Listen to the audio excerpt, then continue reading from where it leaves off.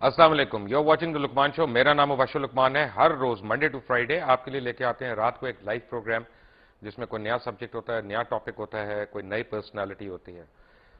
काफी अरसे से मुझे काफी लोग कॉल्स भी कर रहे थे और पूछ भी रहे थे, क्योंकि रमजान उल मुबारक का महीना है और लोग कह रहे थे कि जी आप कोई ऐसा प्रोग्राम करें जिसमें हमें दीन के मुतालिक भी कुछ सीखने को मिले या कुछ इल्मियत में हमारी इजाफा हो। अच्छा, बात यह है कि काफ़ी उलमा का यह ख्याल है कि दीन भी, सियासत भी और हमारे अपनी जो रोज़मर्रा की ज़िंदगी है वो एक साथ चलते हैं। तो हमने कहा एक ऐसा प्रोग्राम मुरतब करते हैं कि जिसमें कुछ ना कुछ इन तीनों का अंसर आ जाए। प्रॉब्लम क्या है, मैं इससे पहले कि मैं अपनी पर्सनालिटी को इंट्रोड्यूस कराऊं, क्योंकि उनका इतना बड़ा नाम है कि मैंने एक दफ़ा उनको इंट्रोड्यूस करा दिया तो उसके बाद मुझे डायरेक्ट उनसे बात करना पड़ेगी, मैं आपसे नहीं कर सकता। प्रॉब्लम यह है कि कुरान मजीद बहुत खूबसूरत किताब है, अल्लाह ताला का तोहफा है, अल्लाह ताला का मुआजिज़ा है, लेकिन कुरान मजीद की इंटरप्रिटेशन जो है उसके ऊपर बहुत से क्वेश्चन मार्क्स हैं, क्योंकि काफ़ी लोग उसको अपनी अपनी मर्जी और अपनी अपनी मसलहत और अपनी अपनी अकल के मुताबिक इंटरप्रेट करते हैं। अब आप उसकी मार्केटिंग अगर देखें in marketing terms, modern terms, तो उसमें है कि जैसे जन्नत में ठंडी हवाएं चल रही हैं, दूध की नहरें हैं या शहद के ढेर लगे हुए हैं। तो अगर कोई शख्स साइबेरिया में है तो उसको ठंडी हवाएं जो हैं वो को ज्यादा मुतासर नहीं करती, बल्कि उसको उनसे कपकपी आती है। कोई शख्स डेनमार्क में है तो उसको दूध जो है वो एक्साइट नहीं करता, वो हर साल दूध डंप करते हैं वहां पे। इसी तरह स्विट्जरलैंड में पैदा होने वाला जो है वो जो है शहद से ज्यादा एक्साइट नहीं होता, वो चॉकलेट्स खाते हैं, एक्सपोर्ट करते हैं पूरी दुनिया में। तो होता यह है कि हमारी इस तरह की जब हम मार्केटिंग करते हैं तो मशरक से लेकर मगरिब तक जो है इस्लाम उसका बोलबाला, लेकिन नॉर्थ से साउथ तक हमारे इस्लाम का नाम हमें नजर नहीं आता। इस्लाम की मार्केटिंग में वो कौन से एलिमेंट्स हैं, या इस्लाम को प्रमोट करने में, मैं बेहतर लफ्ज प्रमोट करना है, वो कौन से एलिमेंट्स हैं जिनको हम मिस कर रहे हैं या जिनको हमारे सो कॉल्ड उलमा गलत तौर पे इस्तेमाल करके दीन से लोगों को दूर कर रहे हैं। To discuss these questions and to address some of the major issues we have a very big name from Pakistan, doctor Israr Ahmad. Doctor साहब अस्सलाम वालेकुम। वालेकुम अस्सलाम व रहमतुल्लाह। एक तो वैसे ही मुझे आपसे डर लगता है, ऊपर से आप जो है वो पहन के भी सफेद सब कुछ आ गए हैं, जैसे कफन बांध के आ जाता है आदमी। डॉक्टर साहब एक वैसे सर से नहीं बांधा जी, कफन, सर से नहीं बांधा। यही तो हम कहते हैं, हमारे उलमा जो हैं वो खुद अपने सर से कफन नहीं बांधते, दूसरों के बच्चों को भिजवा देते हैं आगे इधर उधर।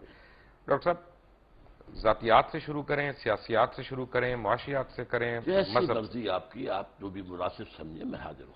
अरे मुझे ये बताएं साहब, शुरू करते हैं अब इस्लाम क्या इंसानियत के अमल से, जहां से इंसान बनी नौ इंसान शुरू हुआ, क्योंकि सबसे पहले तो वही सवाल आएगा। आदम अलैहिस्सलाम के हम सारे वाकयात हमने सुने भी हैं, पढ़े भी हैं। अम्मा हव्वा या बीबी हव्वा, इनका जिक्र कुरान मजीद में किस जगह आया? कुरान मजीद में आया है दोनों से खिताब करके कि ए आदम, तुम और तुम्हारी बीवी दोनों जन्नत में हव्वा का रहो। नाम तो नहीं आया। हव्वा का नाम नहीं है। इसी तरह हाबील का नाम भी नहीं आया। हाबील का नाम भी नहीं है। दो इसी तरह भाइयों का नाम काबील का नाम भी नहीं है। नहीं है, लेकिन ये वाकया है। अच्छा, तो ये वाकया भी नहीं आया कि हमने हव्वा को आदम की पसली से बनाया? ये नहीं, कुरान में नहीं है। ये एक हदीस में ये बात अल्फाज कुरान मजीद जो इंसानियत को शुरू होने का बता रहा है उसमें ये कोई वाकया नहीं है।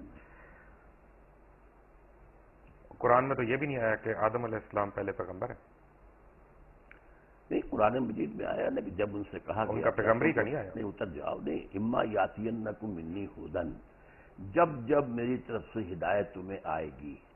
वो तो उसके पहले से ऐलान था कि हिदायत आती रहेगी, और वही हिदायत वही की हिदायत है। जिसको वो हिदायत आती थी वो नबी होता था। असल में कुरान मजीद जहां तक हमारी और वैसे भी कुरान मजीद में एक मकाम पर इन्नल्लाह अस्तफा आदम व नूहन व आला इब्राहिम व आला इमरान अलल आलमीन, तो जहां अंबिया का जिक्र है वो सबसे पहले हजरत आदम का जिक्र है सूरह आल इमरान में। बड़ी अच्छी बात है डॉक्टर साहब। ये देखें ना, असल में जो मैंने जो आज थोड़ा सा पढ़ रहा था, कुछ पहले भी हमने पढ़ा, तो आदम जो मुझे नजर आया उसमें कुरान मजीद में, क्योंकि मैंने आपको अर्ज किया था पहले, थोड़ी सी मैंने भी सर्फ पढ़ी है, थोड़ी सी नाफ पढ़ी है, कोशिश की है। मैं तालिब इल्म हूँ, मैं अगर मेरे से गुस्ताखी हो जाए तो प्लीज माइंड ना करिएगा। आदम जो है वो बनी आदम का जिक्र है कुरान मजीद में, वो एक शख्स का तो नहीं है। मसलन मैं आपको एक आयत दिखाऊं, پڑھ کے سناؤں؟ نہیں، لیکن بہت سی جگہوں پر آدم ایک کی حیثیت سے، اصل میں یا آدم اسکن انت وزوجک الجنہ، اے آدم تم اور تمہاری بیوی رہو جنت کے اندر، تو یہاں بنی کہاں آیا؟ وَلَقَدْ خَلَقْنَا، یہ آیت آپ سورہ اعراف کی پڑھ رہے ہیں، جی بالکل، ٹھیک ہے، تو یہ قرآن مجید میں مختلف تعبیرات ہیں، جی، صَوَّرْنَاكُمْ وَلَقَدْ ثُمَّ خَلَقْنَاكُمْ قُلْنَا لِلْمَلَائِكَةِ اسْجُدُوا۔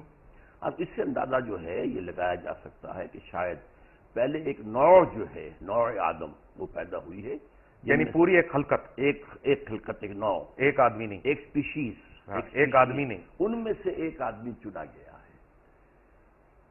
یہ ہے در حقیقت اس آیت سے جو بات نکلی۔ تو جو ہمارے ذہن میں کانسیپٹس ہیں کہ آدم علیہ السلام، بابا آدم جس طرح ہم کہتے ہیں اپنی کہانیوں میں، ہماری ٹیکسٹ بکس میں لکھا ہوا ہے، اور اما حوا اور یہ اور پسلی سے نکلنا، یہ سب غلط ہے۔ پسلی سے نکلنے کا قرآن میں کہیں کوئی ذکر نہیں ہے، اور یہ غلط ہوا نا پھر؟ اب میں نہیں کہہ سکتا، اور لیکن قرآن میں ذکر نہیں ہے، اس کا یہ مطلب اگر ڈاکٹر صاحب قرآن میں نہیں ہے تو غلط ہے۔ قرآن مجید میں اگر ذکر ہی نہیں ہے تو غلط ہوا نا؟ نہیں، ضروری نہیں ہے، قرآن میں ہر شے تو نہیں ہے، قرآن مجید میں ایٹم بم کا ذکر تو نہیں ہے، تو یہ تو کوئی بات ہوئی، وہ تو ایک بات ہے جس کا ذکر کیا۔ ایٹم بم سے ہمارے دین کا تو تعلق نہیں ہے نا؟ نہیں، لیکن یہ کہ آدم حوا سے بھی بڑا آدم حوا سے تو آدم سے ہے، آدم نبی تھے۔ کون سی حدیث میں ذکر ہے حوا کا؟ کس کا؟ بی بی حوا کا۔ میں احادیث پر میری کوئی زیادہ نگاہ نہیں ہے، لیکن یہ کہ قرآن مجید میں ان کی زوجہ کا ذکر ہے۔ کیا یہ صحیح نہیں ہے ڈاکٹر صاحب؟ کیونکہ آپ اف آئی میں کم ٹو یو اگین، آپ کے ذاتی سوال میں کر رہا ہوں، کیونکہ آپ کی بھی ٹیچنگز وہی ہیں جو بہت پہلے جب آپ جماعت اسلامی میں ہوتے تھے، اور جب آپ نے جماعت اسلامی چھوڑی تو وہ ہم کہتے ہیں نا کہ جماعت ایک ایسا کمبل ہے کہ بندہ چھوڑتا ہے کمبل، لیکن کمبل بندے کو نہیں چھوڑتا، تو وہ آپ کے اوپر آج تک وہ حاوی ہیں ٹیچنگز۔ اس سے بہتر تعبیر یہ ہے جس نے کہا تھا کہ جو لوگ جماعت سے نکل جاتے ہیں ان میں سے جماعت نہیں نکلتی، یہ ایک بہتر تعبیر ہے کہ جماعت کا ایک بنیادی سردیاں آ رہی ہیں تو کمبل کا ذکر بہتر ہے، جس نے بھی کہا، لیکن اصل میں بات یہ ہے کہ بائبل تو ہے نا لائبریری آف بکس، جی ٹھیک ہے نا، جیسے جوش بائبل جو ہے 39 بکس ہیں، اسی طرح پروٹسٹنٹ بائبل بھی 39 اور 27 ہے، کیتھولک جو ہے وہ 46 بکس ہیں، لیکن ایک بک ہے بائبل کی، اس کا نام ہے بارنبس، جس کے اوپر جتنے جوش فرقے ہیں، کیونکہ ان میں بھی بہت فرقے ہیں، اور جتنے عیسائی، یا عیسائی نہیں کہنا چاہیے، مجھے ایک میرے ویور نے کہا تھا جی مسیح کہا کریں آپ ہمیں، مسیح برادران کے فرقے ہیں، وہ ساروں کا اس سے اختلاف ہے کہ یہ ہمارا بائبل ہے، کیونکہ اس بائبل کا مقدمہ جو ہے مولانا سید ابو الاعلیٰ مودودی نے لکھا، اور انہوں نے اس کو پاکستان میں بھی انٹروڈیوس کیا، اور اس بائبل میں اس طرح کی بڑی کہانیاں، اور یہ جو ببلیکل سٹوریز ہیں ان کو آپ جو لوگوں نے، اور خاص طور پہ جماعت کے اولین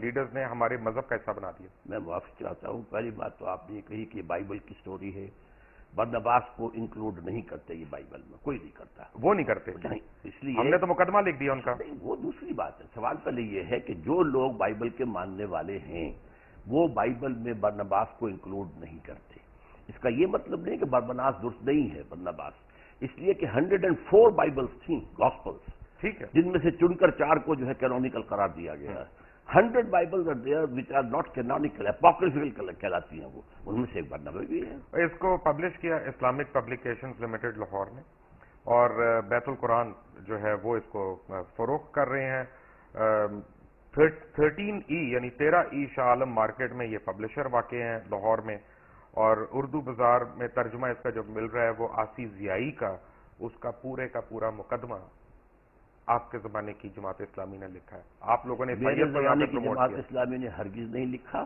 میں تو اس سے واقف بھی نہیں، یہ تو میرے نکلنے کے بہت بعد کی کوئی بات ہے، اس وقت تک تو جب میں آصف ضیائی کو تو آپ جانتے ہیں، انہیں میں جانتا ہوں، آصف ضیائی صاحب ایک لیکچرر تھے اردو کے، سیالکوٹ میں تھے، بہت اچھے آدمی تھے، میری ذاتی ان سے واقفیت تھی، لیکن مولانا مودودی نے یہ بہت کہیں بعد میں لکھا، اس لیے کہ میں جب تک میں جماعت میں تھا اور مولانا کے ساتھ تھا ان کا ایک ایک حرف میرے علم میں ہے، اس وقت تک یہ نہیں لکھا گیا تھا۔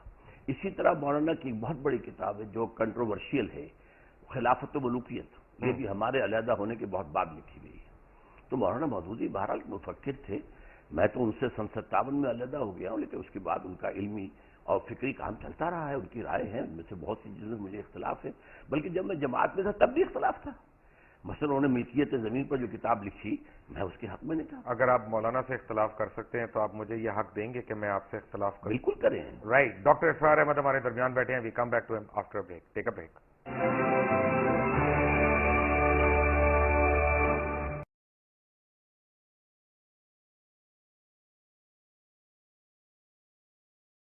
بہت معذرت کے ساتھ کہ ہمارے تمام علماء دین اکابرین ہمارے انہوں نے جو ہمارے مائنڈز میں گھوڑ کے پلایا ہوا ہے کہ یروشلم بیت القدس قبلہ اول، یہ سب غلط ہے، اس میں کوئی صداقت نہیں ہے کر رہے ہیں ڈاکٹر صاحب میری عرض سن لیں۔ یقیناً میں نے آپ سے کہا ہے ایک عرصے کے لیے وہ بیت المقدس ہمارا قبلہ رہا ہے۔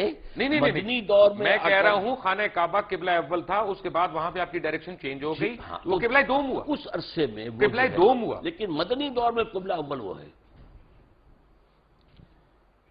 اچھا اب میں لیٹ می ریفریز اٹ کیونکہ یہ ایسی بات ہے کہ کوئی میرے سے ناراض نہ ہو یا آپ سے ناراض نہ ہو۔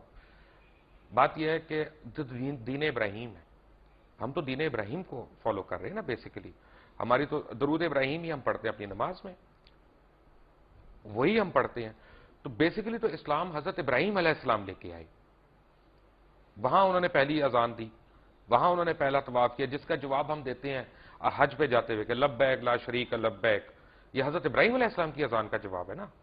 تو بیسیکلی تو اسلام تب شروع ہو گیا تھا، ہمارے دین کی شروعات تو وہیں سے ہوئی نا۔ لیکن اب ہمارا دین مکمل ہوا ہے محمد الرسول اللہ بالکل، اس میں کوئی شک نہیں، وہاں تو مہر لگ گئی، اس پہ کوئی اعتراض نہیں ہے۔ اس لیے میں کہہ رہا ہوں کہ اصولاً آپ کا جو قرآن مجید جو ذکر کر رہا ہے، میں صرف قرآن مجید کے حوالے سے کہہ رہا ہوں، قبلہ تو خانہ کعبہ ہوا نا،